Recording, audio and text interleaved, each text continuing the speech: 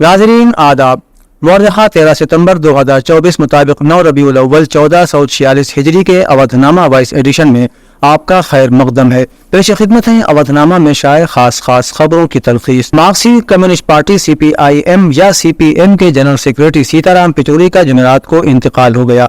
उन्होंने 72 साल की उम्र में आखिरी सांस ली। सीताराम पिचौरी को दिल्ली के एम्स के ICU में दाखिल कराया था। वो सांस की नली के शदीद इन्फेक्शन में मुब्तला थे। उन्हें 19 अगस्त को एम्स के ICU में दाखिल कराया गया था। सीताराम पिचौरी के अहले खाना ने उनके जसद खाकी यानी उनकी बॉडी को तहकीक के मकसद से एम्स के हवाले कर दिया है, यानी अतिया करदा इस बॉडी को साइंसी तहकीक के लिए इस्तेमाल किया जाएगा।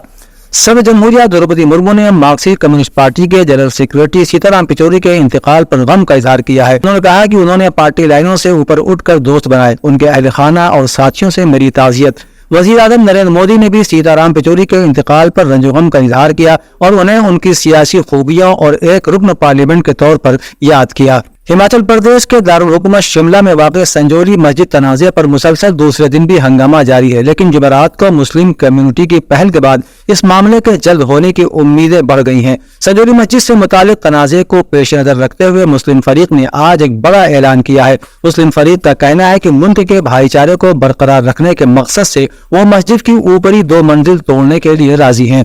मुस्लिम फरीक का कहना है कि पहले इस इलाके में ऐसा कभी नहीं हुआ जैसा माहौल फिलहाल देखने को मिल रहा है, इसलिए जरूरी है कि भाईचारा और खुशगवार माहौल बनाने के लिए जरूरी पेशरफ्त की जाए। दिल्ली की करकटडुमा अदालत ने एक अहम फैसले में ज़री फसादात 2020 के मुख्तलिफ मुकदमात में तमाम 10 मुल्जिमान को बाइज्जत बरी कर दिया है। इनमें से 7 बेकसूर मुसलमानों की तरफ से कानूनी पैरवी सदर जमीयत उलमाए हिंद मौलाना महमूद असद मदनी की हिदायत पर एडवोकेट सलीम मलिक और एडवोकेट अब्दुल गफ्फार ने की। मुल्जिमान जिनमें मोहम्मद शाहनवाज उर्फ शानू, मोहम्मद शुएब उर्फ छोटू, शाहरुख, राशिद उर्फ राजा, आजाद, अशरफ अली, परवेज, मोहम्मद फैसल, राशिद उर्फ मोनू, मोहम्मद ताहिर पर दिल्ली के इलाके शिव विहार में फसादात, आतिशजनी, चोरी और तोड़ फोड़ के इल्जामात थे। अदालत ने पेश करदा शवाहिद और गवाहियों की रोशनी में फैसला दिया कि इस्तिगासा मुल्जिमान के खिलाफ इल्जामात को शक से बालातर साबित करने में नाकाम रहा। मध्य प्रदेश के शहर इंदौर में फौजी अहलकारों और उनकी खातून साथी के साथ खौफनाक वाकया पेश आया है।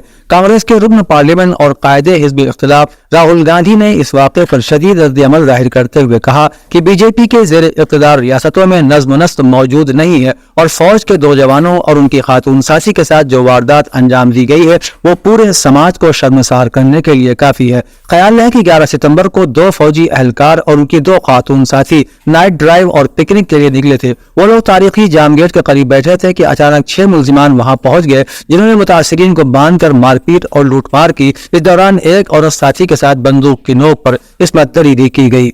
उत्तर प्रदेश के नायब वजीर आला ब्रजेश पाठक ने जुमेरात को कहा कि समाजवादी पार्टी की शनाख्त जराइम पेशा अफराद को पनाह देने के तौर पर रही है और हकीकत में SP के DNA में ही गुंडागर्दी और लाकानूनियत है। उन्होंने मीडिया नुमाइंदों से बातचीत में कहा कि सुल्तानपुर में सराफा कारोबारियों के यहाँ लूट के मुलजिमीन की तरफदारी कर SP सरबराह अखिलेश यादव ने साबित कर दिया है कि उनकी पार्टी डाकुओं को तहफ़्फ़ुज़ देने का काम करती है। उन्होंने कहा कि SP मुतासिरीन के साथ खड़ी होने के बजाय मुजरिमीन के साथ है। मुफ्ती अबुल इरफान ने फिरंगी महली की सरपरस्ती और इकबाल हाशमी की सदारत में मिलाद नबी और जुलूस मोहम्मदी की तैयारियों के सिलसिले में अंजुमन का एक इजलास ऐश बाग में मुनक़िद हुआ।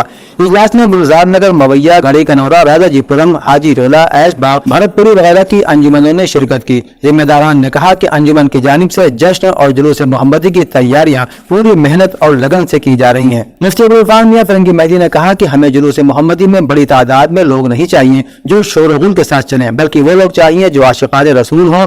पूरा जुलूस दुरूद शरीफ और सलात व सलाम का नजराना पेश करते हुए आगे बढ़े। इस्लामिक सेंटर ऑफ इंडिया के ज़ेर एहतमाम दारुल उलूम निज़ामिया फिरंगी महल में माह रबीउल अव्वल की मुनासिबत से 8वें जलसा सीरत नबी, सीरत सहाबा, तहफ़्फ़ुज़ शरीयत का एहतमाम किया गया। जलसे को खिताब करते हुए मौलाना मोहम्मद मुश्ताक ने कहा कि हुज़ूर पाक सल्लल्लाहु तआला अलैहि व आलिहि वसल्लम की ज़ात अक़दस सरापा नूर है, ऐसा नूर मुजस्सम जिससे ज़ुल्मात का क़िला कमा होता है। आपका मुबारक नूर सहाबा किराम में मुंतक़िल हुआ اور ان کی زندگیاں روشن ہو گئیں۔ صحابہ کرام نے اپنے محبوب خاتم الانبیاء رحمۃ للعالمین کے احکامات، تعلیمات، ہدایات کو پوری دنیا میں عام کیا۔ دنیا آج تک صحابہ کرام کے احسانات کا بدلہ نہیں چکا سکی۔ آداب اعظم اکرم کے اراکین نے گزشتہ روز حسین آباد تھانے سے مختلف جگہوں تک چکن کاری کرافٹ ہیریٹیج واک کا اہتمام کیا۔ آداب اور تنظیم کی سربراہ عفت خان نے بتایا کہ یہ قدیم ترین پرنٹنگ کارخانہ ہے جہاں مالک کی چوتھی نسل بابر سے ملنے کے لیے رکے، جس نے ہمیں لکڑی کے بہت پرانے پرنٹنگ بلاک دکھائے جو تقریباً 70 سال پرانے تھے۔ انہوں نے کہا کہ اس طرح کے پیچیدہ نمونے فی الحال زیادہ استعمال میں نہیں ہے کیونکہ اب ایسے کاریگر دستیاب نہیں ہے۔ انہوں نے بتایا کہ دوسرا پڑاؤ کھنہ میں تھا جہاں اصلی کاریگروں کی کڑھائی کی ورکشاپ واقع ہے۔ یہ مرکز موہن میکنگ روڈ کے قریب قمر جہاں چلاتی ہے۔ انہوں نے بتایا کہ ان خواتین کو بغیر کسی لائف انشورنس، طبی سہولیات یا مستقبل کی سیکورٹیز کے معمولی رقم ادا کی جاتی ہے۔ جھنڈے والا پارک امین آباد میں 75ویں جشن میلاد النبی و کل ہند مشاعرہ ناز کا انعقاد پوری شان و شوکت اور آب و تاب کے ساتھ اتوار 15 ستمبر کو رات 8 بجے سے جھنڈے والا پارک امین آباد میں منعقد ہوگا۔ نبی مکرم محمد صلی اللہ علیہ وسلم کی دنیا آب و گل میں تشریف آوری کے اس مقدس موقع پر عروس بلاد لکھنؤ کے اس تاریخی مقام پر عظیم الشان جلسہ سیرت کا انعقاد شہر کے فعال ملی تنظیم مرکزی میلاد النبی کمیٹی کی رجسٹرڈ کی جانب سے کیا جاتا ہے۔ جشن کی تیاریوں کے سلسلے میں کمیٹی کے کیمپ آفس کا افتتاح جھنڈے والے پارک میں آج دن میں 2:30 بجے ہوگا۔ اودنامہ میں شائع جہانما خبروں کے مطابق اسرائیلی فوج نے غزہ کے ایک مرکزی اسکول پر فضائی حملہ کر دیا جس کے نتیجے میں 14 افراد شہید ہو گئے۔ اس اسکول کو ایک پناہ گزین کیمپ میں تبدیل کر دیا گیا ہے۔ ڈان اخبار میں شائع خبر اداروں کی رپورٹس کے مطابق غزہ میں پٹی کے 24 لاکھ افراد کی اکثریت تنازعات کی وجہ سے کم از کم ایک بار بے گھر ہو چکی ہے۔ سول ڈیفنس ایجنسی کے ترجمان محمود بسال نے بتایا کہ وسطی غزہ کے نصیرات میں پہلے بھی متعدد بار حملوں کا نشانہ بننے والے الجونی اسکول پر دوبارہ حملہ کیا گیا ہے۔ انہوں نے کہا کہ شہداء کی تعداد 14 ہو گئی ہے۔ ان کا کہنا تھا کہ الجونی اسکول پر اسرائیلی بمباری میں متعدد افراد زخمی بھی ہوئے ہیں۔ سعودی عرب کی وزارت خارجہ نے اس حملے کی سخت ترین الفاظ میں مذمت کی ہے۔ سعودی عرب نے فوری جنگ بندی کی ضرورت پر زور دیا ہے اور کہا ہے کہ شہریوں کو تحفظ فراہم کیا جائے۔ وہیں ایک مصری ماہر نے اسرائیلی وزیر اعظم بنجامن نتنیاہو کے جنگ کے بعد کے عرصے میں آبادکاری کی سرگرمیوں کو تیز کرنے اور شمالی غزہ کی پٹی کو اسرائیل کے ساتھ الحاق کرنے کے ارادے کا انکشاف کیا ہے۔ مصری فوجی میجر جنرل محمود کبیر جو تصویراتی ماہر اور کمانڈنٹ اسٹاف کالج کے مشیر ہیں، انہوں نے کہا کہ اسرائیل اس وقت شمالی غزہ کی پٹی پر نصاریم کوریڈور تک اپنے کنٹرول کو مکمل کرنے اور اس علاقے کو بتدریج آباد کرنے اور اسرائیل کے ساتھ ملانے کی کوشش کر رہا ہے۔ بنگلہ دیش کے عبوری رہنما محمد یونس نے DW کے ساتھ ایک خصوصی انٹرویو میں اپنے نئے کردار میں درپیش چیلنجز اور ان اصلاحات کے بارے میں بات کی۔ DW کے ساتھ ایک انٹرویو میں انہوں نے ملکی سیاسی صورتحال، بنگلہ دیش کے بھارت کے ساتھ تعلقات اور ملک میں روہنگیا کی آمد سمیت متعدد مسائل پر بھی بات کی۔ انہوں نے کہا کہ ان عبوری انتظامیہ شہریوں کے حقوق، انسانی حقوق، جمہوریت اور ہر وہ چیز قائم کرنا چاہتی ہے جو اچھی حکمرانی کے ساتھ ہو۔ انہوں نے آئین میں ترمیم کا عندیہ بھی دیا، لیکن یونس نے اگلے انتخابات کی قطعی تاریخ بتانے سے انکار کرتے ہوئے کہا کہ یہ جلد سے جلد کرائے جائیں گے۔ بنگلہ دیش کے بھارت کے ساتھ تعلقات کے سوال پر جس کے حسینہ کی انتظامیہ کے ساتھ قریبی تعلقات تھے، یونس نے کہا کہ ڈھاکہ کے پاس نئی دہلی کے ساتھ اچھے تعلقات برقرار رکھنے کے علاوہ کوئی آپشن نہیں ہے۔ انہوں نے کہا کہ بنگلہ دیش کے بھارت کے ساتھ بہترین تعلقات ہونے چاہیے۔ ہم ایک دوسرے کی تاریخ کا اشتراک کرتے ہیں، اس لیے بنگلہ دیش کے لیے الگ رہ کر کام کرنے کا کوئی راستہ نہیں ہے۔ ایران کے صدر مسعود پزشکیان منصب صدارت سنبھالنے کے بعد پڑوسی ملک عراق کے 3 روزہ دورے پر بغداد پہنچ گئے ہیں۔ ایرانی صدر کا یہ پہلا غیر ملکی دورہ ہے۔